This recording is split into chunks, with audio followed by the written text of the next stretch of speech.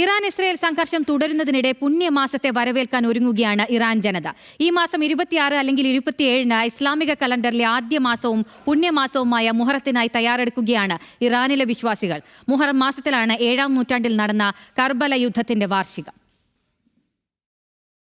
റമദാനിന് ശേഷം മുസ്ലിം സമൂഹം ഏറ്റവും പുണ്യമാസമായി കണക്കാക്കുന്നത് മുഹറത്തിനെയാണ്. എന്നാൽ ഷിയ മുസ്ലിങ്ങൾക്ക് ദുഃഖകാലമാണിത്. ഷിയ സുന്നി മുസ്ലിങ്ങൾ തമ്മിലുള്ള കർബല യുദ്ധം നടന്നത് മുഹറം മാസത്തിലാണ്. ഷിയ മുസ്ലിങ്ങളുടെ 3-ാം ഇമാമും പ്രവാചകനായ മുഹമ്മദ് നബിയുടെ ചെറുമകനുമായ ഇമാം ഹുസൈനും കൂട്ടാളികളും കൊല്ലപ്പെട്ടത് കർബല യുദ്ധത്തിലാണ്. പുണ്യമാസത്തിനോടുള്ള വിശ്വാസത്തിൽ ഇറാനിലെ വിശ്വാസികൾ ഇറാഖിലെ കർബലയിലേക്ക് യാത്ര ചെയ്യും. ഇറാനിലുടനീളമുള്ള ഷിയ പള്ളികളിൽ വിപുലമായ മതപരമായ ചടങ്ങുകൾ നടത്തും. അനീതി, സ്വേച്ഛാധിപത്യം, അടിച്ചമർത്തൽ എന്നിവയ്ക്കെതിരായ പോരാട്ടത്തോടൊപ്പം മനുഷ്യരാശിയുടെ ത്യാഗത്തിന്റെയും പ്രതീകമായാണ് ഹുസൈന്റെ മരണത്തെ ഷിയ സമൂഹം കണക്കാക്കുന്നത്.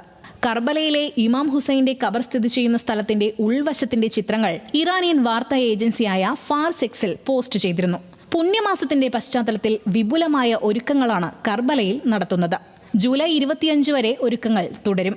ഷിയ മുസ്ലിങ്ങൾ കൂടുതലുള്ള മിഡിൽ ഈസ്റ്റിലെയും ഏഷ്യയിലെയും മറ്റ് ഭാഗങ്ങളിൽ മുഹറത്തിനായി വിപുലമായ തയ്യാറെടുപ്പുകളാണ് നടത്തുന്നത്. International desk, news Malayalam.